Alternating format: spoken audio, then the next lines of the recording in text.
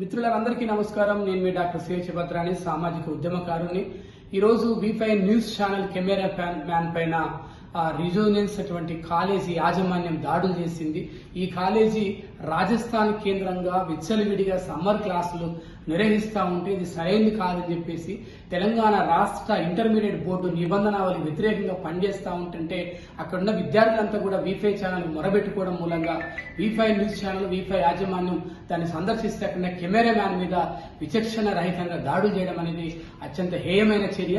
ఈరోజు మీడియా మీద దాడులు చేసిన వారిని దేశద్రోహులుగా చిత్రీకరించి వాళ్ళని వెంటనే అరెస్ట్ చేయాలి. ఆ కాలేజీ యాజమాన్యం మీద కఠిన చర్యలు తీసుకోవాలి. వెంటనే ఆ కాలేజీని సీజ్ చేయాలి.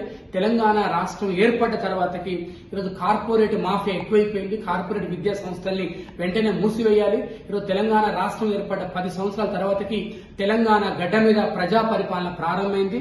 గౌరవ ముఖ్యమంత్రి, తెలంగాణ ప్రజల ప్రియతమ నాయకుడు రేవంత్ రెడ్డి అన్న గారి నాయకత్వంలో ఈ ప్రజా ప్రభుత్వం వెంటనే ఇటువంటి దుర్మార్గుల్ని, నీచుల్ని, నికృష్టుల్ని, కార్పొరేట్ మాఫియాని వెంటనే కట్టడి చేసి తెలంగాణ ప్రజాపాలనలో రేవంత్ అన్న గారి సుసంపన్నమైనటువంటి సువర్ణ యుగంలో ఇటువంటి దాడులకు తావు లేకుండా చూడాలని గౌరవ ముఖ్యమంత్రి రేవంత్ రెడ్డి గారికి, మంత్రి మండలికి, V5 యాజమాన్యానికి కూడా నేను తెలియజేస్తా ఉన్నాను.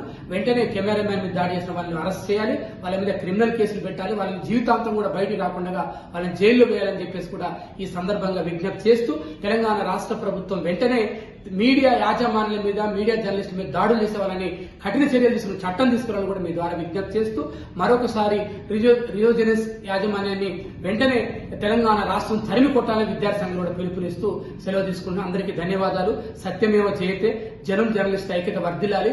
V5 న్యూస్ ఛానల్ కి తెలుగు ప్రజలందరూ కూడా బాసటగా నిలవాలని మీ ద్వారా విజ్ఞప్తి చేస్తున్నాను. ఇట్లు మీ భద్ర. అందరికీ ధన్యవాదాలు.